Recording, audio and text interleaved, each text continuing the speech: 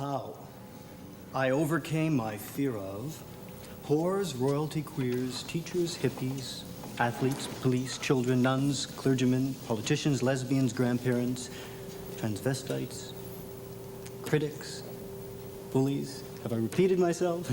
Blacks, yellows, reds, whites, and you.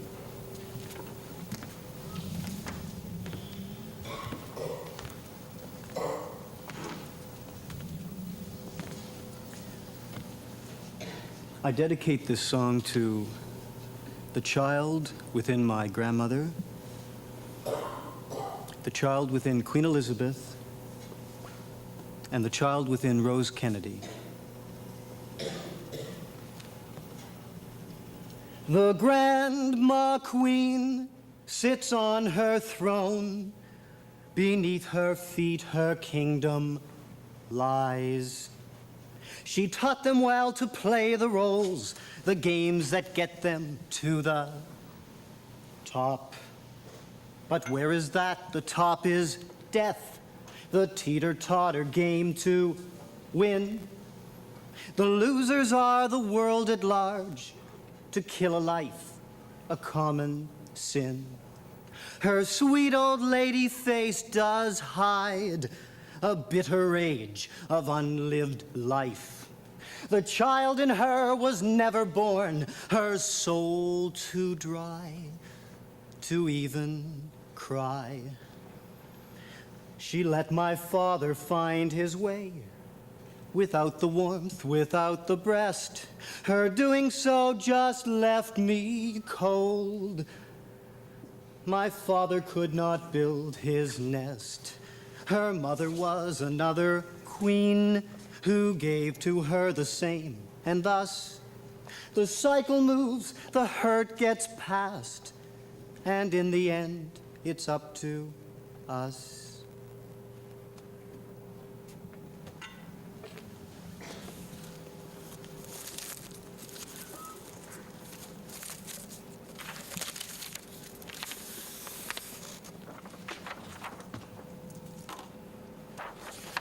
A letter to Queen Elizabeth.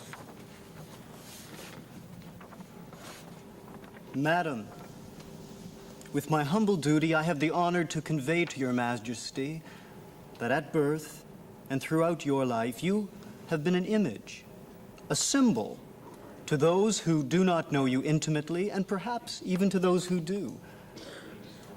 I have been a symbol too. If we were able to make a choice like your uncle, the Duke of Windsor, and decide to be or not to be a symbol of what others expect, then living a role can be bearable and sometimes even exciting. But if we have thrust upon us attitudes of what others think we are, should be, or should do, our lives can become a living hell. Like yourself, I too was placed in the role of a queen, or a moron, or jester, to name a few labels. You were praised by your subjects. I was subjected to the other side of the coin, ridicule and contempt. We both served functions. Your role allowed your subjects to have someone to look up to, and my role allowed others to have someone to look down upon.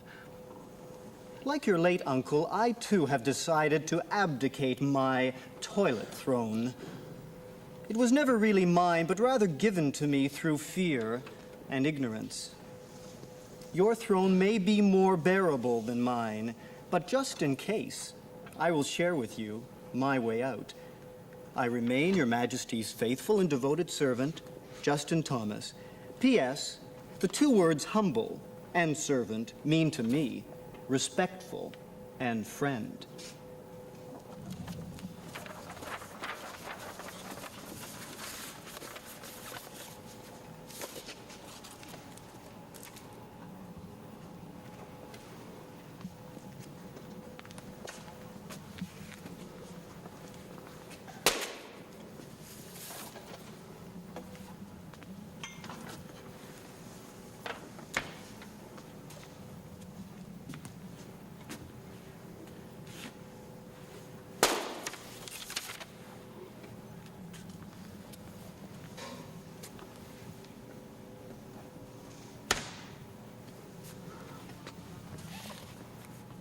If life is like a card game, the winners need the losers, and the losers need the winners for their identity. Now, the only one who is really free is the Joker, who discovers that he or she has 52 cards inside, and since we're all potential jokers, why play to win or lose? But to feel our jokerness means to die as a symbol, to slay the Medusa, the dragon. And to do so, we have to step back from the card game, kill all the symbols in the card game, and die. Suicide. And where do we end up when that happens?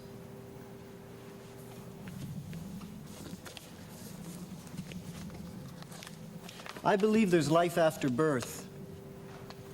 And I believe we can end up in Never Never Land, a place that we have been conditioned to experience as invisible. In the card game, the Joker is invisible. Who plays with the Joker? But that Never Never Land, to me, is the now. This is a Bible story. I will share a small portion of it, which helped me understand why I was afraid to move to the now. Such was man's first home, beautiful, peaceful, and happy beyond words. And Adam and Eve might be living there still if they hadn't made one sad mistake. Why, Eve wondered, had God given one of them such a peculiar name? The tree of the knowledge of good and evil. What was good? What was evil? And why mustn't she eat its fruit? How could it possibly do her harm? It seems strange that God, after giving so much, should not give all. Why should he hold back one tree? The Bible tells us that it was the devil and Satan which deceiveth the whole world. First known as Lucifer, the light bearer, he was once a leader of the angels in heaven. But he rebelled against God and was cast out of heaven. Then it was he came to earth to take revenge on God by trying to spoil his plans for man's happiness. And the serpent said, Yea, had God said, Ye shall not eat of every tree of the garden? Yes, replied Eve innocently. That's right, we may eat of the fruit of the trees of the garden, but of the fruit of the tree which is in the midst of the garden. God had said, Ye shall not eat of it, neither shall ye touch it, lest ye die. Sure, die as a symbol. Ye shall not surely die, said the serpent in a joking sort of way, as though nothing of the sort could possibly happen. Strange, Eve must have thought. This creature is actually contradicting God. How dare he? It isn't right. She should have run from the scene and told Adam and God what had happened, but she didn't. She stayed. She listened. And here she made her first mistake.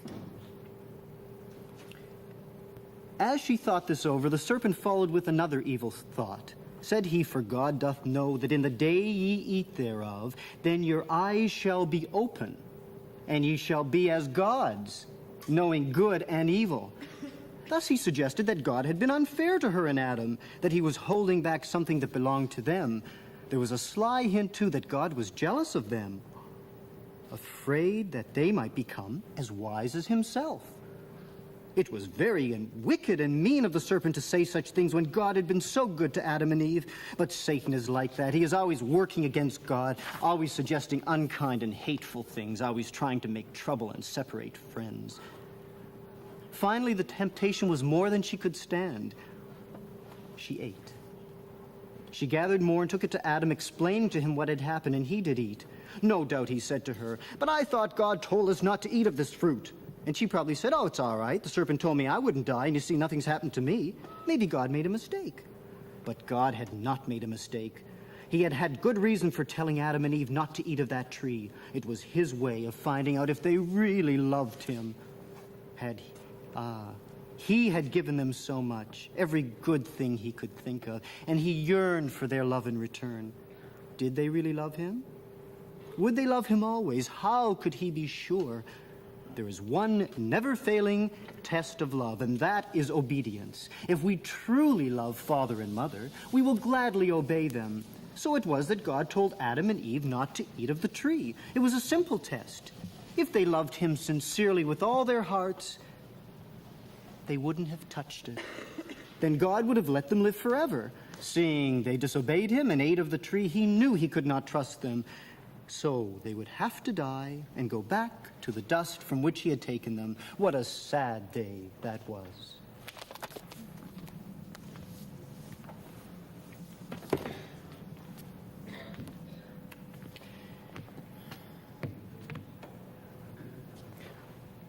I can share this experience in two ways.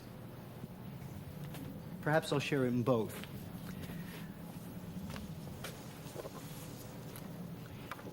If you saw the film The Prime of Miss Jean Brodie, she writes scripts for her students. One will be a revolutionary, one will be dependable and have insight, one will be famous for sex and be painted by artists, and one will be the quiet one. And unconsciously, they all live out these scripts. Now, I remember my great-grandparents. My great-grandmother on my father's side, my grandmother's mother, she was more of a pessimist. And my grandfather on my father's side was an optimist. That was their script. My father, well, perhaps I'll mention about my grandmother. She was a girl, and you're 87 now, 88?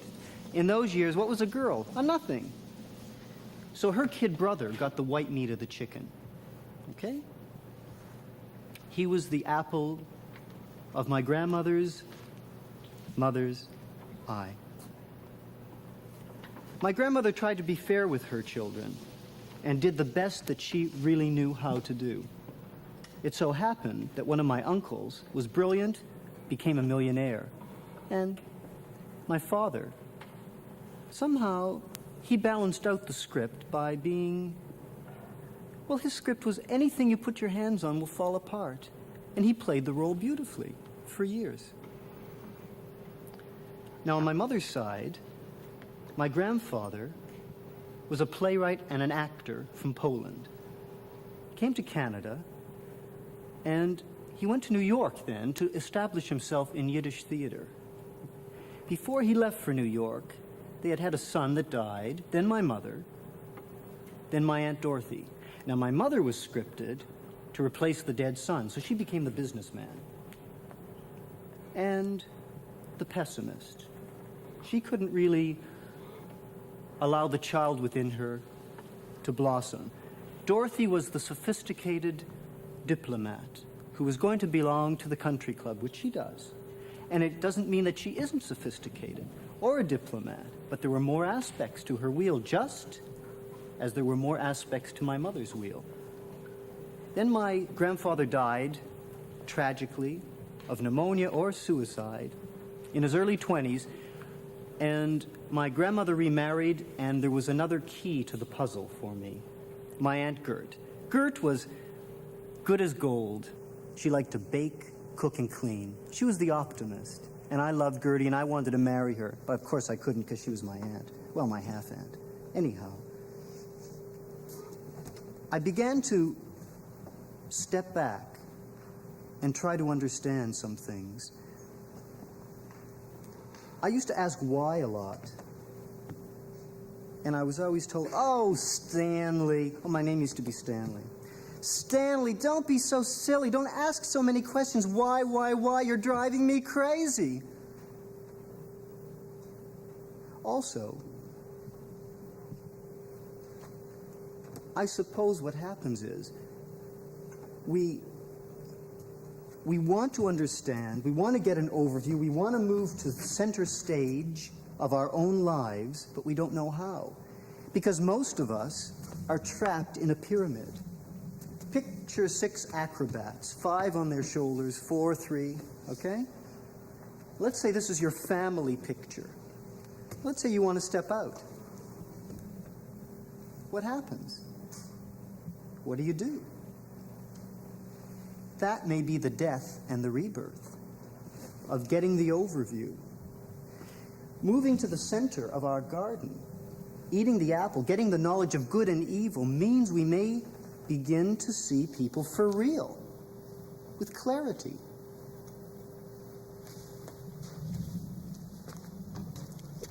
This is nothing that on some level you don't really know, because I feel we all really know. But like the emperor's new cloak, we're afraid to say.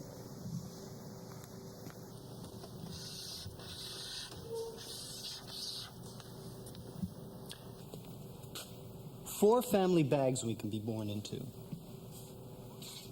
The first one concerns itself with safety, security, and survival, and this is a river of life. Boats are an automatic pilot where from birth to death we focus on food, shelter, basic needs. Those of us who move on to a second bag, though we can keep a toe there, we begin to concern ourselves with acceptance. Being in, belonging to the group. Am I asked to play on the baseball team? Is my sister invited to jump rope? Are we in with the Joneses at their New Year's party? Do we belong? House of Mirrors. Okay. Third family bag, for those of us who quiet these needs, we move on to self-esteem. We're not interested in being in anymore. Now we're interested in being first. And this is the screw you bag. My Cadillac is bigger than yours. If your trip to Europe took in 6 countries, mine will take in 12. And who did your nose job? Hugh Hefner has the longest private plane in the world. Then we move on to the creative bag. But that ain't easy. Creative in quotes.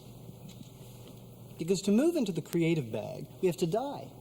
Our identity has to die. Now, Noah wants to rise above the flood. What does he do?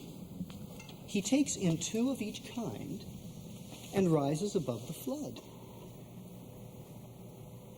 Jacob wants to get to heaven.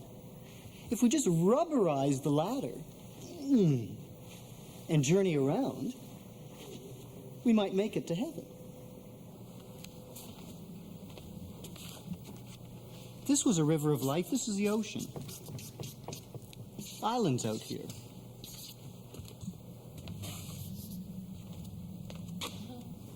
Now, boats are not an automatic pilot.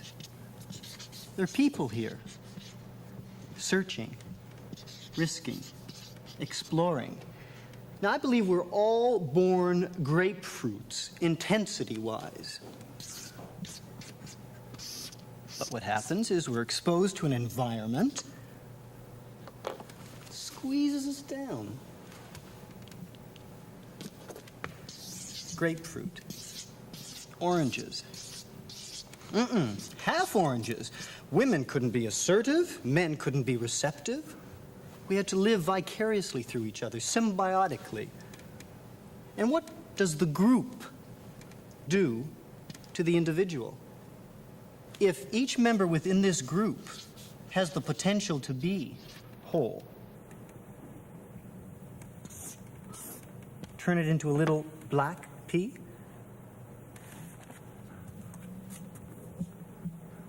Let's take the wheel of man and woman.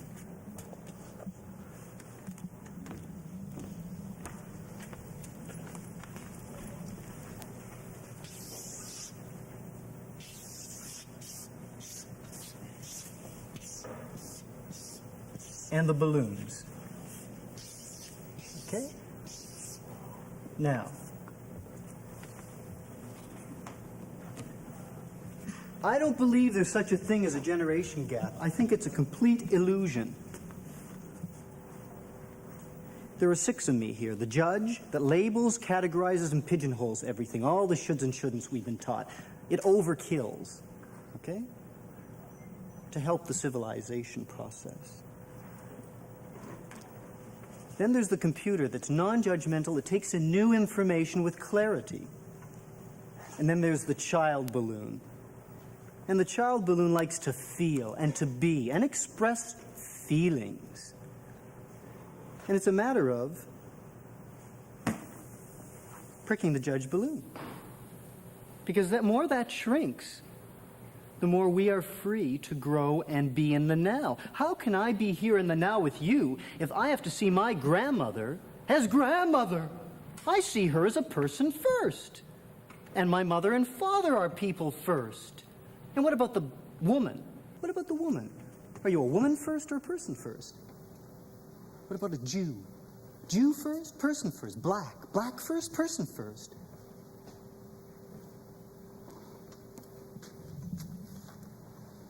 It takes time to let this shrink. It takes time.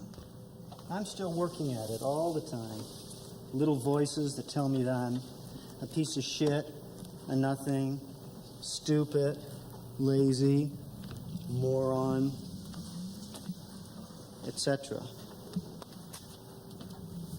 The wheel of woman, the wheel of man. Okay. Wheel of woman. You got mother. On this spoke to the public world. You got the nun, you got the virgin, you got the innocent girl, you got the pixie, okay? Good for God, evil for devil, nothing doing here, okay? Then you get into the gypsy, pardon the pun, the whore, the geisha girl, the belly dancer, the killer, the lesbian, the bitch. She's the castrator. She kills with her tongue. And then you come back to mama with the chicken soup or whatever, okay? Where does your mother fit in? To the extent she's been forced to play a role to the public world, because we must have a public and a private world. What if we don't have a public and private world? What happens? Oh my God, that means we begin to look to the hub and maybe even walk to the hub. And we can't do that. We might turn to salt. But if we allow ourselves to move to the hub and let the spokes flow, it doesn't mean we're going to have to kill or be a whore. It means we can be spontaneous and we can be in the now. But what happens to us when we're in the now and they, the group, aren't? Because what group is in the now as a group? You look deeply into any member of a group and you find a person. But that's forbidden. We're not supposed to be people. Right. So, Aldonza, the whore, she sings, "Can't you see what your gentle insanities do to me? Please, Don Quixote, don't see me as a lady. They rob me of anger and give me despair. Blows and abuse I can take and give back again. Tenderness I cannot bear. So please torture me now with your sweet Dulcineas. No more. I am no one. I am nothing. I am only Aldonza the whore." Don't give me hope. And what about all the other spokes? Why can't we move to the center of the garden? What's here? The wheel of man, father, priest, rabbi, teacher, okay? Killer, bully, leather jacket, you know. All these are archetypes. The black man, the stereotype, the stud, okay? Latin lover, they know the lore of the body. The Hun, the Cossack, Zorba, the athlete, the homosexual, the innocent boy, and father. Now, where does your father fit in? What role does he play to the public world?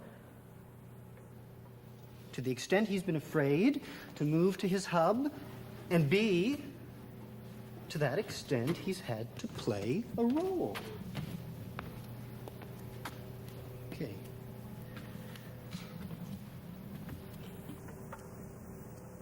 I might as well share with you the pieces of the puzzle that helped me begin in life the process of moving to the hub. Begin breaking out of the house of mirrors. Getting off the seesaw. If you're on top of the seesaw, you need someone on the bottom to reflect you, a symbol. If you step off the seesaw, you're free. People have 10, 15 years of psychotherapy because the therapist often needs the patient.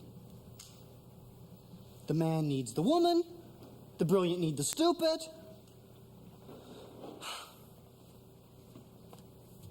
And the stupid need the brilliant. I knew that very well, because for years I had to play the role of a moron. I mean, if my father wasn't a millionaire, what is he? If you got a brother who's a millionaire and you're not, you're a nothing. A nothing.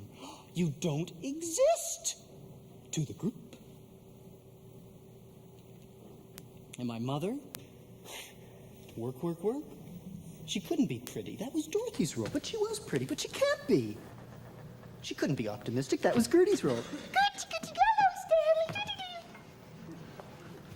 Where could she be? She had to stay there, and they had to stay there. It doesn't mean that she wasn't optimistic, but she could never be pessimistic. That was my mother's spot. Who was writing the script? Who keeps us from moving to the center of our lives and being? Because what do? We kill symbols.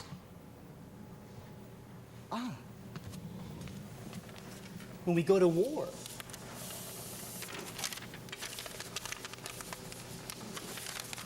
Neurosis, war, prejudice, man, woman, family, country, teacher, student, conflict, stress, physical illnesses, generation gaps, crime, sexual problems, suicide, pollution, fear, anger, etc.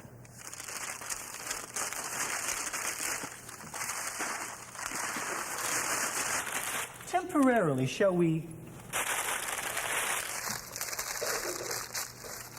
get rid of it?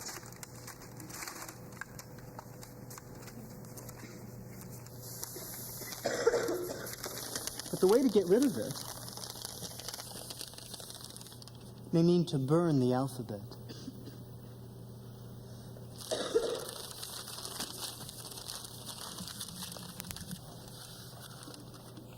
What happens if we don't have an alphabet? It was beautiful in paradise. It was beyond words.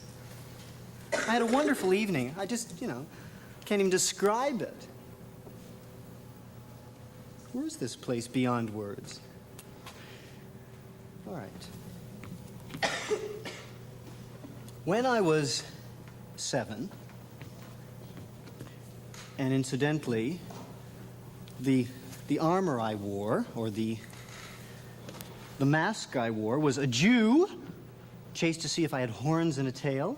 My teacher had me stand outside the class for 15 minutes each morning while we had Easter and Christmas song rehearsal all year long, because she said, as the Christ killer, I should not be allowed to participate in anything religious.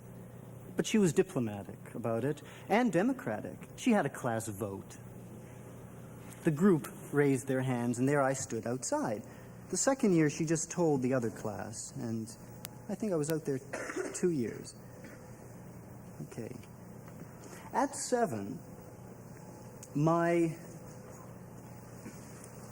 Aunt Gert, she used to call me guinea pig, and I sure was for her, and she was my guinea pig. I called her that, too. She was engaged, well, actually it was an unofficial engagement. She was going with some guy that she liked, and he didn't show up at the engagement party. And I remember her screaming, running upstairs, being a child of 7. I wasn't allowed to participate. So I was sitting in the hall, and up she ran and knocked me partially over, ran into the room, closed the door, and shut me out of her life. And my mother used to work, so Gert was like my mother. Most of us have one mother symbol to break through. Okay? So I was put into a hospital shortly after that because Gert married someone else, went off on the honeymoon with my Aunt Dorothy and my grandmother, and my mother kind of wasn't ready to take care of me. And I wasn't quite ready to be taken care of by my mother, because I thought Gert was like my mother. She used to cuddle me and that. She even said she was going to marry me. But anyhow, I get to this hospital because I wouldn't eat. I want my guinea pig. Okay, so in this hospital, they start force-feeding me. And one night, I snuck out of bed and went down the corridor. And there was a shower room, and I opened the door of the shower room, and there I saw it. My first real exposure to the group. There were about, I don't know, 8, 9, 10 guys, older boys. This was the older section. 15 or so, I don't know, 16. And there was one guy on his knees. And there was blood coming out from his nose. They were all naked. And something was going on. Something. And I yelled, "I'm gonna snitch!" and start running. And they caught me, pulled me back, and said they're gonna kill me and flush my head down the toilet if I snitched to the nurses. And that was pretty scary for a 7-year-old. Okay? When I was 13, my wealthy uncle sent his kids to the right camps. Don't forget, I lived in the Gentile community. So I had to meet the right people, who were, of course, the Jewish people. The Jewish people are the right people to the Jews. To the Christians, they're the right people. Of course, you can break that down to all the, the Protestants think they're the greatest, and the Catholics think they're the greatest, the Irish think they're the greatest, and I have some Japanese friends who are more kosher with their Japanese food. They won't touch ordinary food, only Japanese food. It's like very interesting. Anyhow, I go to this camp, very posh Jewish camp, whatever Jewish means. We step back from the alphabet. We soon lose the need for symbolizing. Get to this camp, and I peek under the shower, and I see a girl who looks like my Aunt Gert. This counselor, Gloria, and she was naked. And I peeked, and I went back and told one kid in the cabin, and he told all the other kids who told the counselor who was friends with Gloria that summer. And, well, I might as well show you what happened.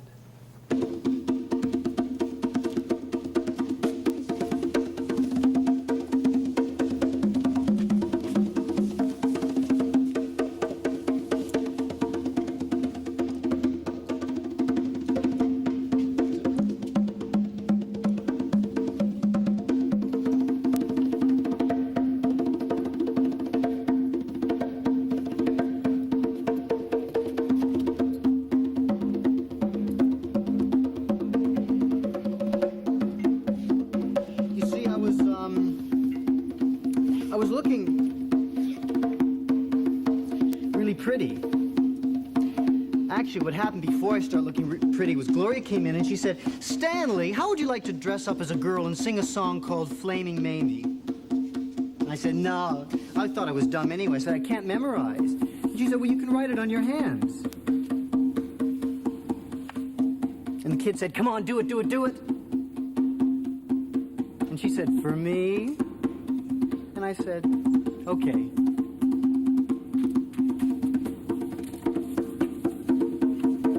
I didn't even know how to put a brassiere on straight then.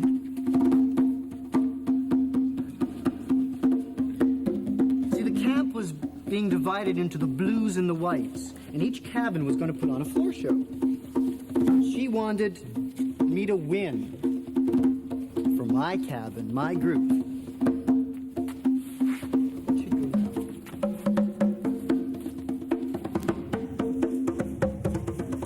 Blue for blue.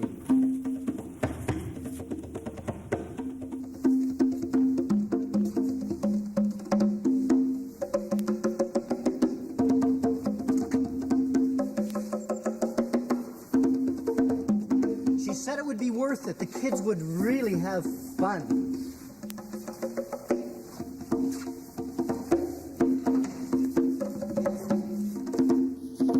Maybe I shouldn't do it. Do it, they'll say you're chicken if you don't do it. Can you?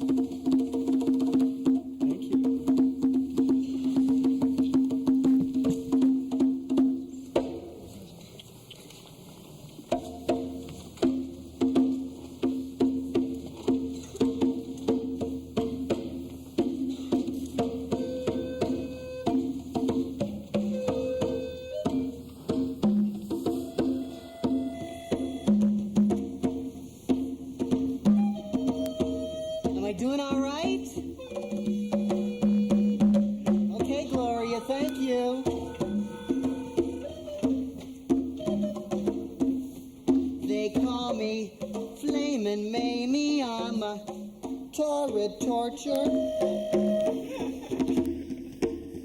I'm the hottest baby in town.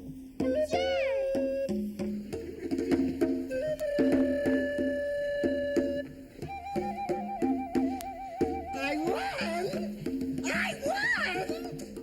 The kids carried me off the stage like a football hero to the Marshmallow Rows, but the next morning, no one woke me. I got dressed, went to the mess hall, opened the door, and the first thing I heard was, "Flaming Mamie! Shh! Flaming Mamie! Shh! That's not nice." And I went and sat down. And I said to my counselor, "Why didn't you wake me this morning?" And he said, "I thought you'd need your beauty sleep."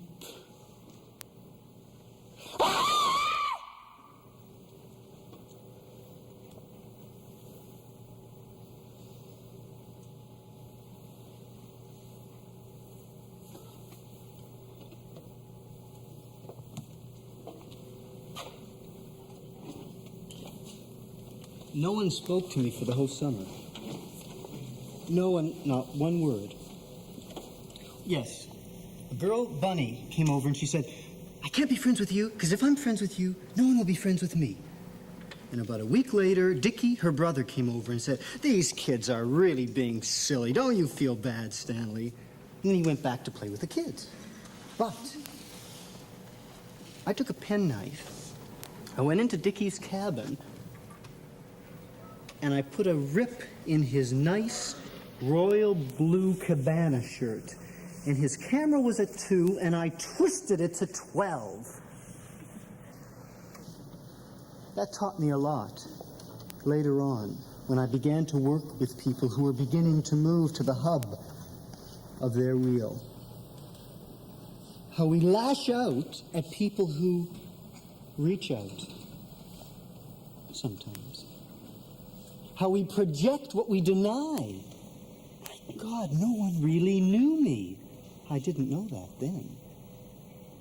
The hurt I felt was a projection. No one hurt me personally. They knew me to the extent they knew themselves. They loved me to the extent they loved themselves. We're not allowed to have a self.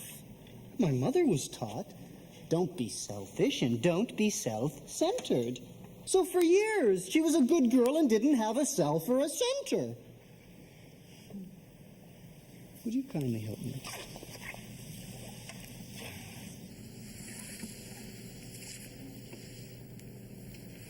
Thank you.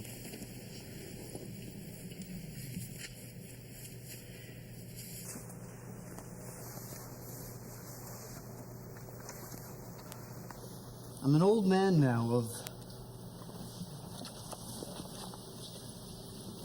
of 33.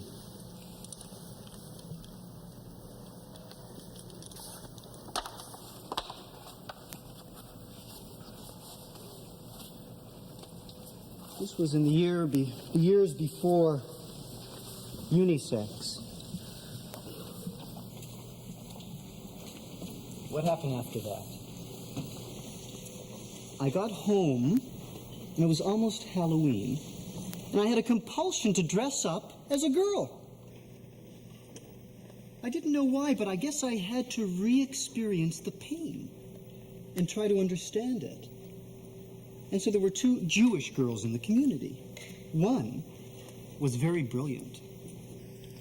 And what I did is I went to my mother's dress shop, got a wig, some of her clothes, and girls danced with each other then. We walked down the street to the dance. And the bullies, the greasers with the little balls around their car. Well, what happened was, they didn't chase me. For the first time I remembered they didn't. I wasn't... As a matter of fact, they were very warm. Very warm. Would you like a lift? How about a dance? And I said, no, thank you. But then a girl came over. And I must have looked about 3 years older with the makeup, and she said, She was from another school. And she said, how would you like to keep me company to the girls' washroom? She was about 16, you see. And I said, okay. So off I went to the girls' washroom, but I didn't go into the inner washroom because I thought if I go in there, teachers will see me, I'll get expelled. So I stayed in the outer one with benches. All right. She says to me, are you a virgin? I'm not a virgin. My boyfriend's a sailor, and he's got a boyfriend, and how would you like to? Wow, a girl talking like that? House of Mirrors. My mother's girdle was so tight, and I really had to pee, so I ran like hell to get home. I flunked grade 8. My principal told me I had no capacity for higher education, but I did have some talent in art, so for me to go to Western Technical Commercial School. And I walked in there, and there were these sensitive eyes. No, sensitivity, homosexuality. That's what I've been told over and over again. I had to block the sensitivity.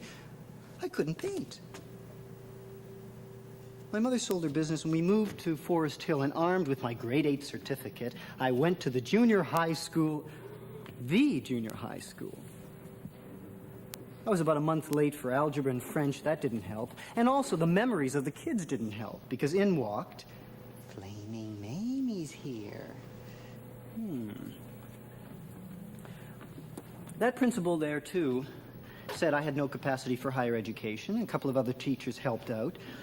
So I was moved on from school to school, went to the art college for a while, and one teacher let me do my own thing. I really painted. I did beautifully. It was really nice. But they flunked me.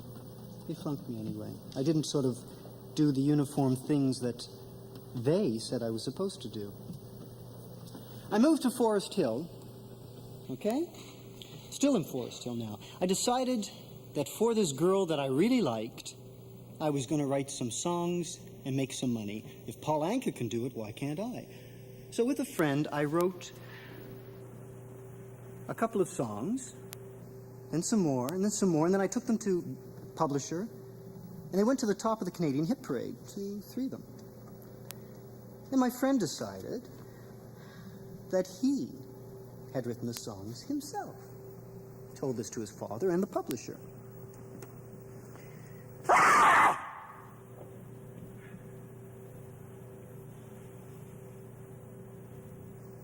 I went crying to my mother to call a lawyer, and she said,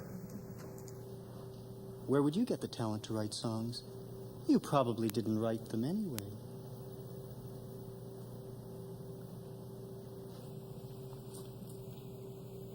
That was a silent scream, and it lasted a long time.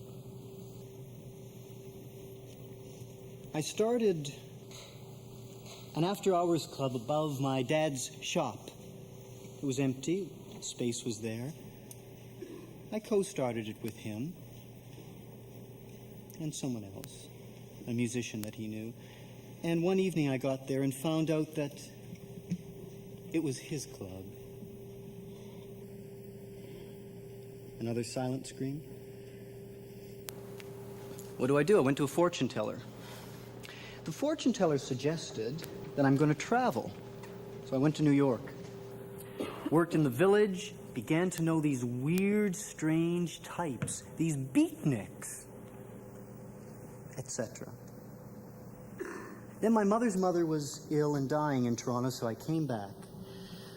And back in Toronto, my mother telephoned me. I was at my Aunt Dorothy's. And she said, someone wants to come into the club and enlarge it, get a liquor license, and they want me back to work on it with them, and I will get a percentage of the profits for sure. No, thank you, Mom. For me? Okay, Mom. Worked on the club. It really caught on again. And it was a place where people could, in those years before the expression, they could do their own thing.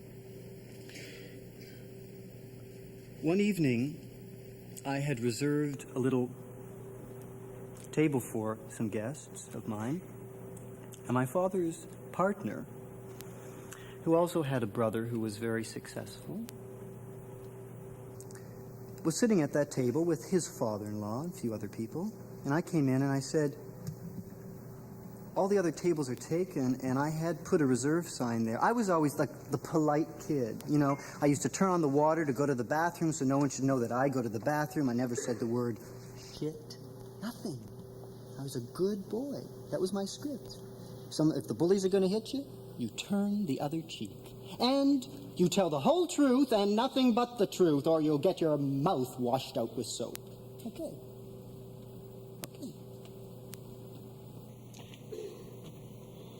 I said to him, what happened to the reservation sign? Pulled it out of his pocket all crinkled. And then, when I said, that's not fair, why did you do that? He picked me up by the seat of the pants, the back of the collar, and, with my father standing nearby, carried me out to the front of Front Street.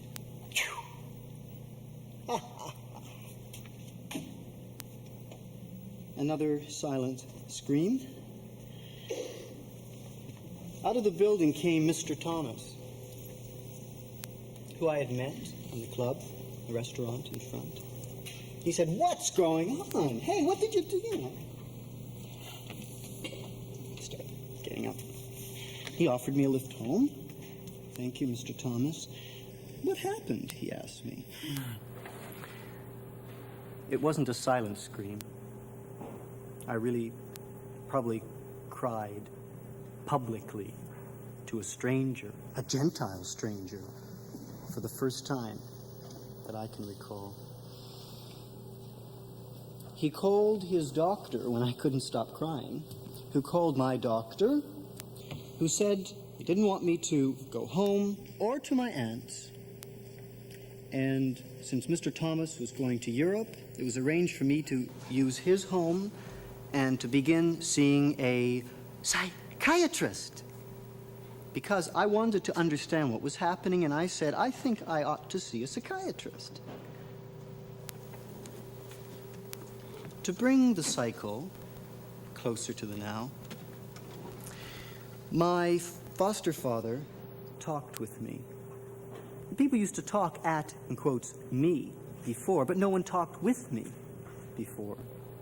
And my psychiatrist, what's this whole thing with psychiatrist? He was a person talking to me as a person. He said to me, what can you pour out of an empty cup? And I said, nothing. So he said, well, then how can your mother love you if she doesn't love herself? What? A mother not loving a child? But of course not. How can she if she doesn't love herself? And how does she love herself if she doesn't know she has herself? Oh. But if my mother doesn't know herself, neither does Aunt. Well, who does know themselves? Who knows themselves then? I came across the word empathy, to feel. Empathy, schmempathy, they said. Eclectic, to take in and discard from your center. Ah, these big fancy words, fancy schmancy words.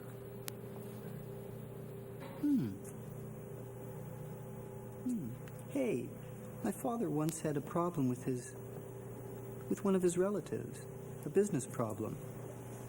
He was promised a percentage of the profits. They made more money than they expected, and so the percentage was decreased. My father threw the keys to the relative and began to drink. Yeah, that's when he really started getting... And when I would say to my mother, hey, he's drinking, your father doesn't drink. Reality. Mother says father doesn't drink. But I smell the liquor, see the bottles, but she says, did I write the songs? I am stupid. I can't do the multiplication tables. I can't, all these voices in my head keep telling me all these things. Why do people keep looking at me and wondering, is it a boy, is it a girl? You're too sensitive. You should have been a girl. All these, what's happening? Maybe I am a girl. Maybe there's something wrong with the genes, the hormones. Yeah. You know, I'm a freak. I'm really strange because I'm interested in going to sports to watch the people watching sports. There's something wrong with me. I want to get home. I want to get home. I want to get home.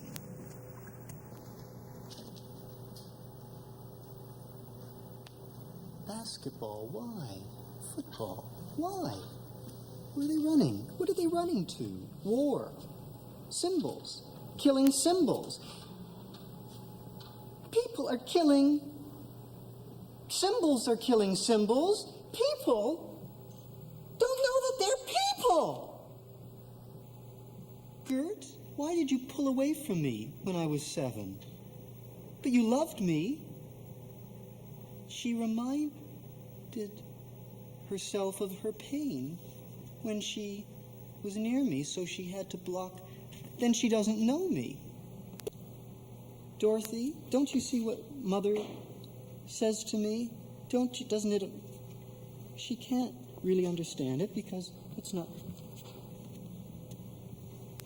Dad, why don't you talk to me? Please talk to me, Dad.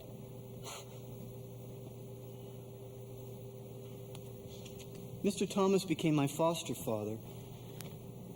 Through the courts, through psychiatrist, a surrogate adoption took place. I don't want to be called Stanley anymore. Okay, call yourself whatever you like. How about Adam for new beginning? Yeah. Keith, my real middle name. Adam Keith, and I'm going to be a movie star. That's what I'm going to do. Well, as it happened, my foster father was going to Europe on another trip, and my psychiatrist said, it'll be very good for you to go along. It'll be an education. But it's not fair. He's paying for me. He probably hated Jews. That's why he's being nice to me now, to make up for the years he hated Jews. Hey, but maybe he does like me because he is really warm with me. He even reads poetry, and he gets tears in his eyes, and I hate it when he gets tears in his eyes. That's so weak, just like a woman.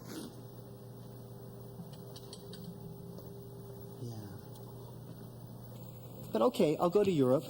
But I'll go to Europe on the condition that I can become an actor and get a really top agent. Yeah, that's it. How about let's do a movie? Okay, that's great. So I went to Europe.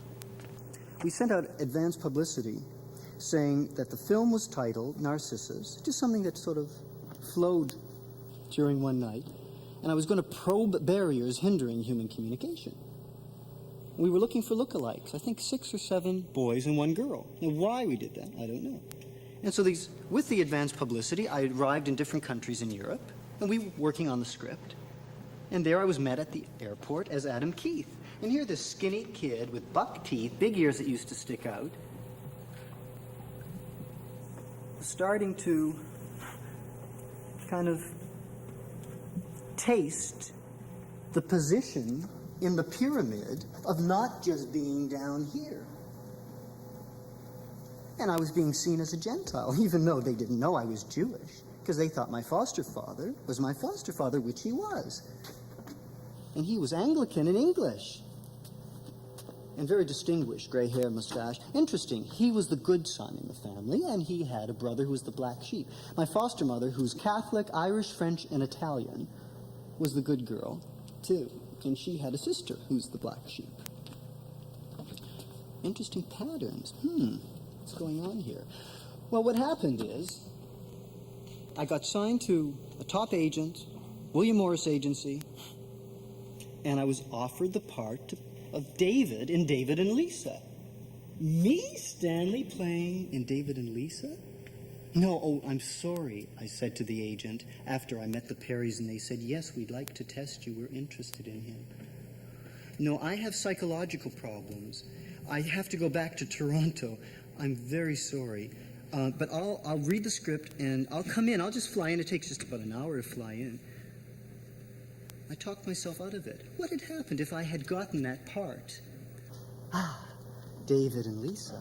Then I'd meet another one, and another one, and another one. Where would I begin and you leave off?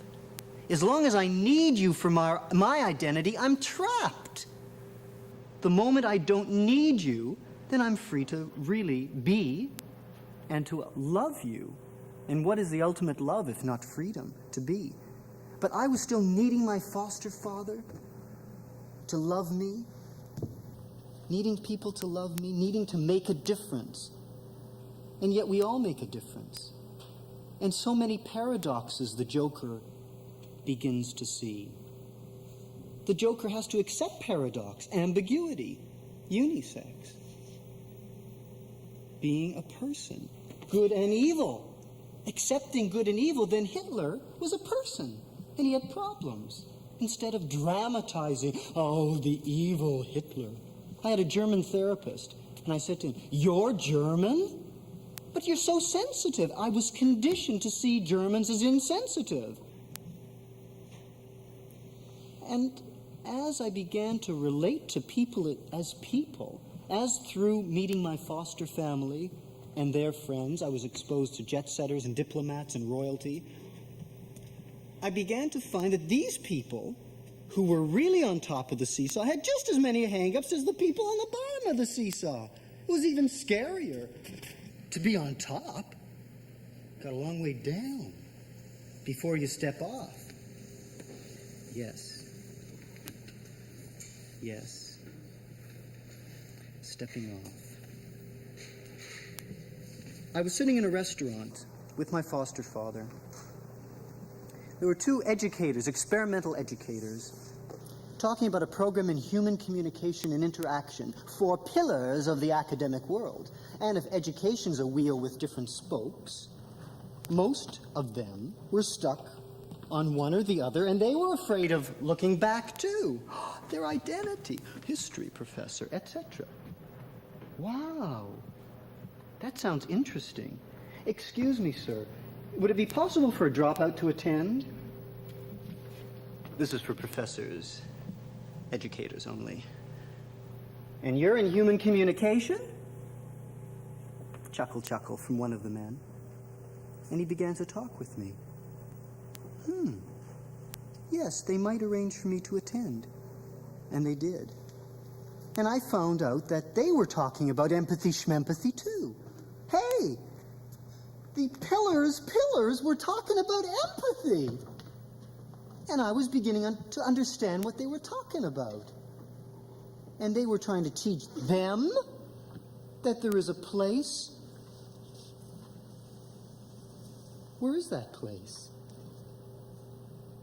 And just because I didn't do well academically didn't mean that I wasn't a moron or retarded. But my retarded cousin, some people used to say when I used to correspond with her years ago, the retards are going at it again. Going to get married? So I stopped writing her. Memories, all these things would flow up. Then I wasn't retarded. Oh, but it couldn't be that all these years I was playing a role. But if I stop playing a role, who else isn't playing a role? Yes. I was invited to the program, and then the Canadian government had their first institute at the National Film Board of Canada to study the effects of education, films, television, advertising, the arts on humanity. And I was invited to that. And I went, and I saw. And I was asked to do a project. And I said, well, I'd like to probe barriers hindering human communication. And they said, okay, what sort of project would you like to do? I said, well, I'm not quite sure yet. It might take a while. They said, take as long as you want. They removed the frame. No restriction, no grate. And they said, go. And I said, well, I'd like to get to the core of world and personal conflicts. They said, fine, beautiful, do it. So I went to University of the Americas in Mexico City for a while, met some more people, who are the creme de la creme, the 400. And it was interesting sitting at a table with people who are gorgeous, wealthy, played polo with Prince Philip, etc. And these people, I remember one woman saying at a dinner party, "I don't know why I'm telling you so much, but..." And all this stuff would pour out. She's not happy, but she's gorgeous and she's rich and she...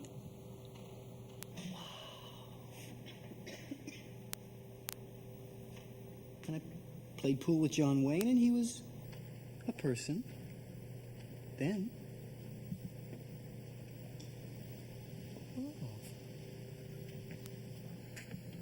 I wrote a book. Yes, I wrote a book. I've got to get stuff out. Went to encounter groups, all kinds, you name it. I had Jungian therapy, Freudian therapy, bioenergetics, you name the therapy. I plunged into it. Training programs. Various people asked me. I was invited to intern at the Human Institute. Asked to Esalen. Wow, me? Asked to Esalen? I couldn't even go. I was afraid. They'll find out. They'll find out. They'll see the other spoke soon. They'll find out.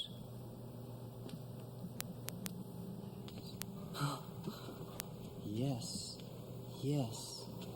You're not stupid. You're playing the role of stupid. You're really not stupid. I can see it. Honestly, you're not stupid. See, tell her she isn't stupid. She's playing a role. Honestly, you are. You're not a tramp. Honestly, you're not. Everyone has sexual feelings. It's okay. It's okay. You're okay. And one encounter group after another. Wow! I could see it. Lee Strasberg had his master class in theater. The ultimate, he said, is to give the audience a private moment on stage. One private moment, Mr. Strasberg? Why just one private moment? Why not all moments? Private, what's there to hide?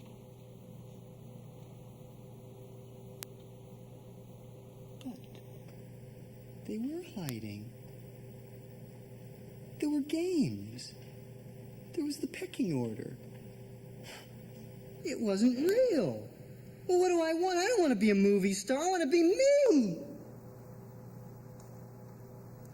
Some more writing on the book. Agent's wife read it. Please don't change the book. My agents wanted me to fictionalize it because American producers wanted to buy the rights to the book, play, and film if I fictionalized. Fictionalize? I went through all the crap because we fictionalize our lives. The alchemists used to put whore's blood, base metals, and shit into the pot to make gold. And if the gold for you and I is understanding, then the truth is in the shit. The more shit we've been through, the richer we are. Why? Fictionalize the shit. Let it all hang out. Yeah.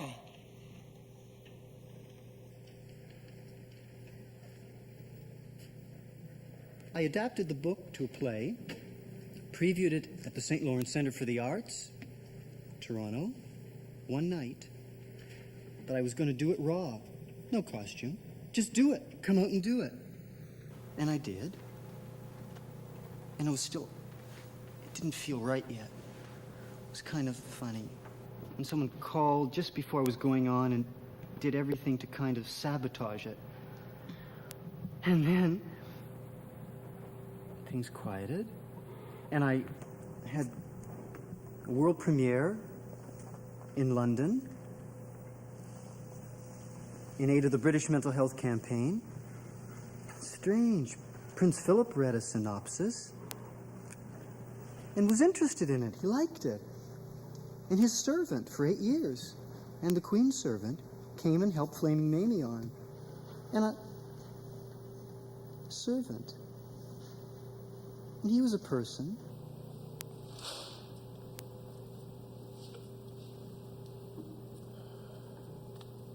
And is that important? But it was. But why should it be? but it's the process. And I felt comfortable. And it was beautiful when the audience wasn't an audience anymore. They were people, and they were relating to me for real. And I didn't care whether they cared, because I was doing it for me. But to the extent I did it for me, where do I begin and you leave off? And that applies right now with you. Where is the wall? Can we end wars, neurosis, prejudice, generation gaps, all kinds of conflicts? Why do we have heart attacks, ulcers, stress and identity? Stress and identity. My thesis, a step-by-step journey through inner space from group to rebirth as a person. And everyone can be front stage center of their own lives. I co-wrote 2 new songs recently. I'd like to share them with you now.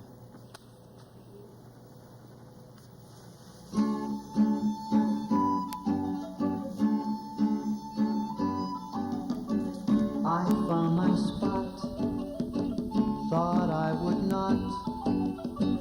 Don't need no pot, am I here to entertain you? Give you a thrill, warm up that chill, till you've had your fill, am I here to entertain you? No way, you can be your own star like I am. Yes, you can be really free. You're the whole pie. Once symbols die, write your own script, do your own thing.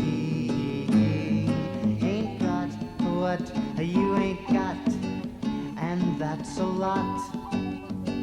Not like we were taught you can learn to entertain you. You can be your own star like I am. Yes, you can be really free. You're the whole pie. Once symbols die, write your own script, do your own thing. Ain't got what you ain't got, and that's a lot. Not like we were taught you could learn to entertain you. He can wiggle and he's not a fag, eh?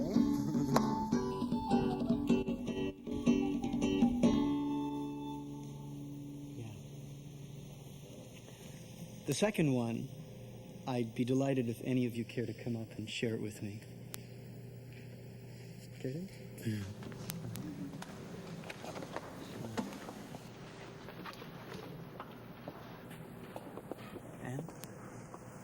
Whoever feels like coming up, just do your thing. Want to risk it?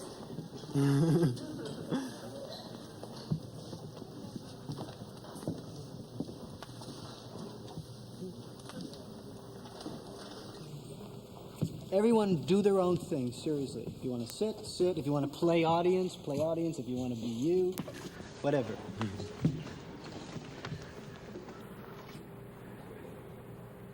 The tape is winding.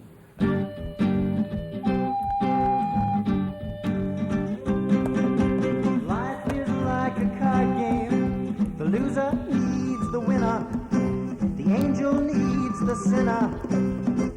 I know where I'm at. How about you?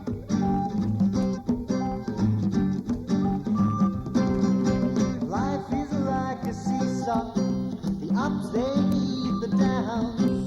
Smiles, they need the frowns. I know where I'm at. How about you?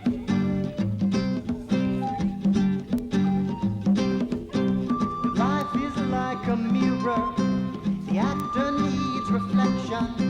The audience needs the actor. I know where I'm at. How about you?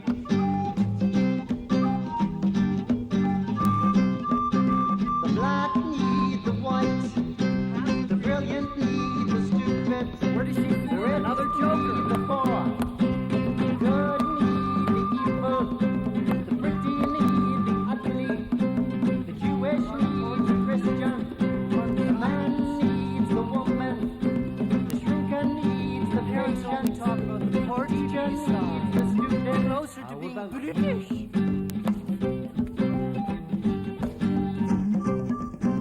If life is like a card game, the loser needs the winner. The angel needs the sinner.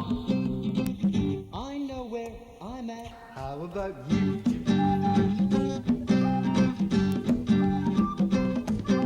If life is like a seesaw, the ups they need the downs, the smiles they need the frowns.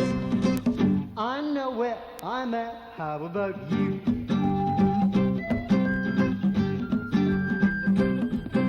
If life is like a mirror, the actor needs reflection, the audience needs the actor.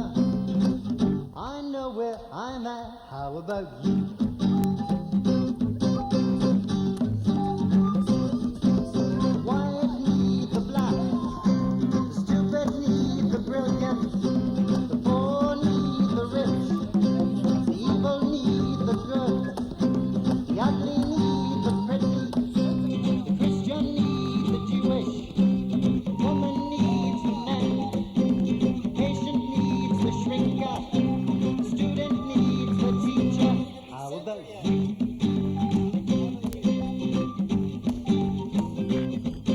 If life is like a card game, if life is like a card game, the joker leaves the card game. How about you? How about you? How about you? How about you? How about you? How about you?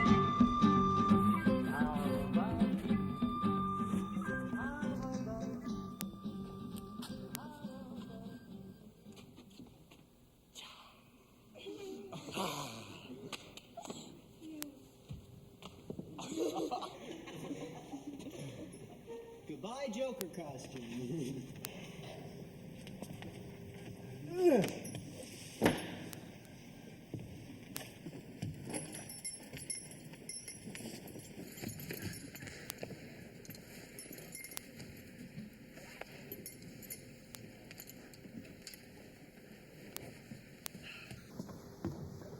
Thank you.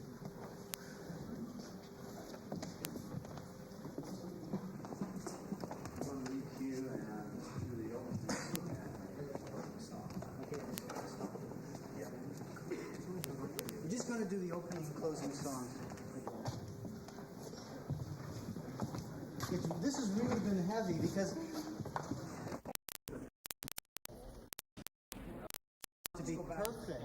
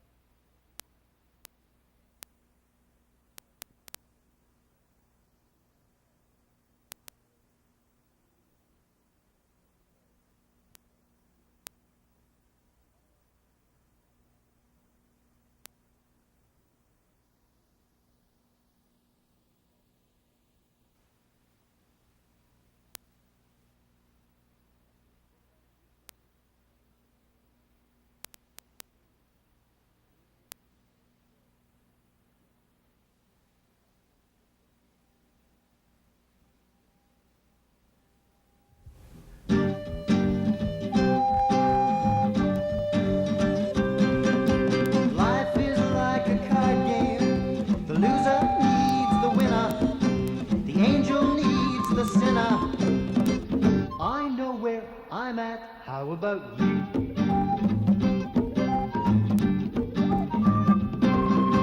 Life is like a seesaw. The ups they need the downs. The smiles they need the frowns. I know where I'm at. How about you?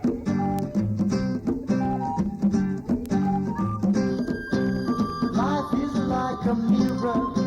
The actor needs reflection. The audience needs the actor. I know where I'm at. How about you?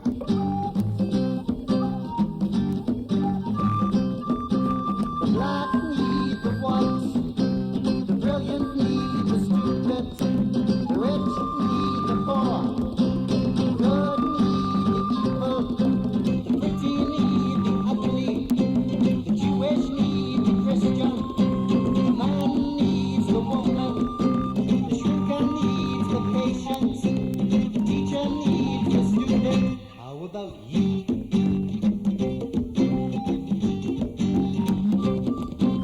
If life is like a card game, the loser needs the winner. The angel needs the sinner.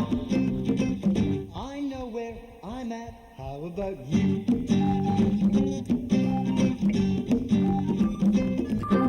If life is like a seesaw, the ups they need the downs, smiles they need the frowns. I know where I'm at. How about you?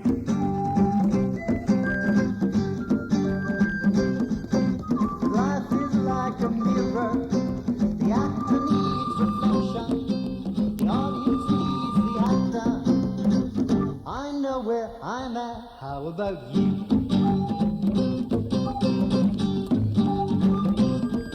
The white need the black. The stupid need the brilliant. The poor need the rich. The evil need the good. The ugly need the pretty. The Christian needs the Jewish. The woman needs the man. The patient needs the shrinker. The student needs the teacher. How about you?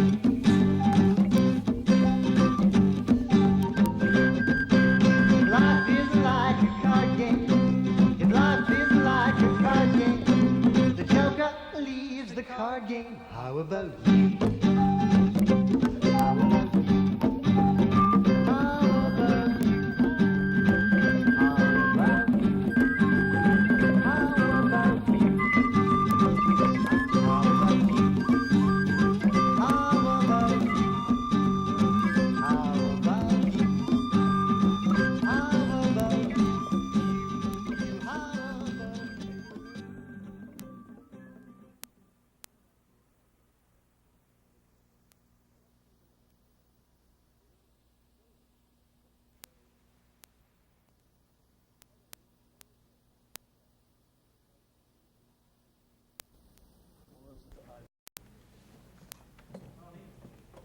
I just had to find out where I was at.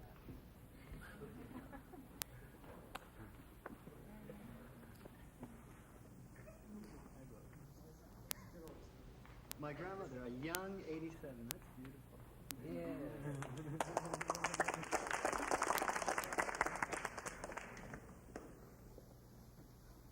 That was nice. Should we take that again?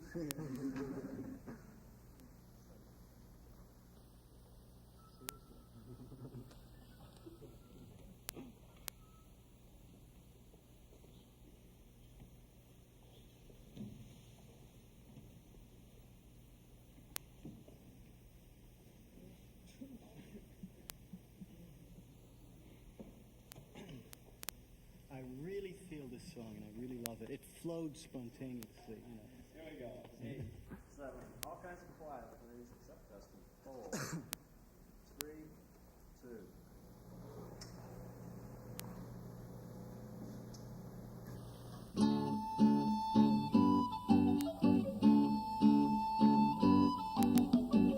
I found my spot, thought I would not. Don't need no pot, am I here to entertain you? Give you a thrill, warm up that chill.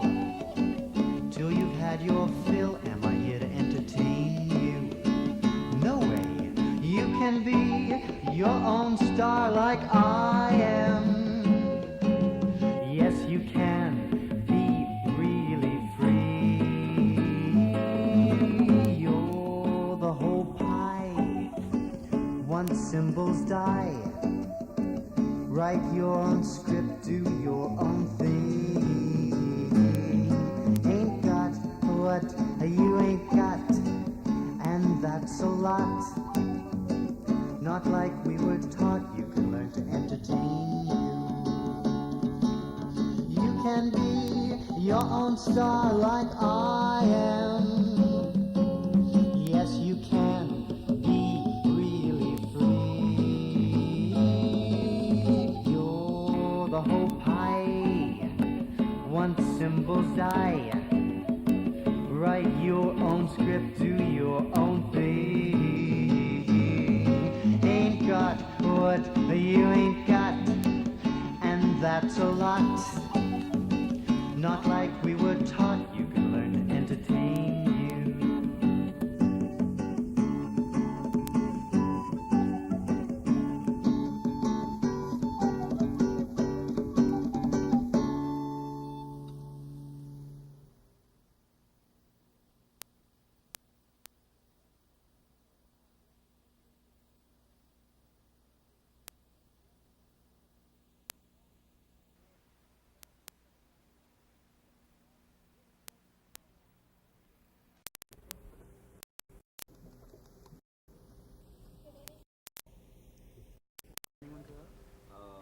Close to counting it away we were when we finished last time. Jerry, you mind if the whole herd? That would be nice. Sure, great. Just let the cameras out of the way first. What? Take your Congress. Yeah.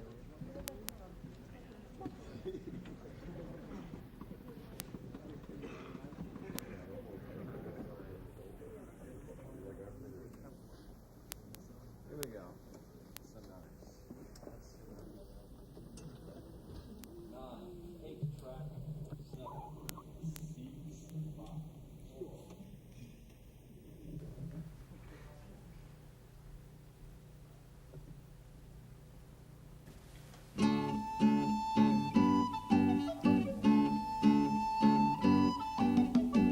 I found my spot, thought I would not. Don't need no pot, am I here to entertain you? Give you a thrill, warm up that chill, till you've had your fill, am I here to entertain you? No way, you can be your own star like I am. Yes, you can be really free. You're the whole pie. Once symbols die, write your own script, do your own thing. Ain't got what you ain't got, and that's a lot. Not like we were taught, you can learn to entertain you. You can be your own star like I am. Yes, you can be really free. You're the whole pie. Once symbols die, write your own script, do your own thing. Ain't got what you ain't got, and that's a lot. Not like we were taught, you can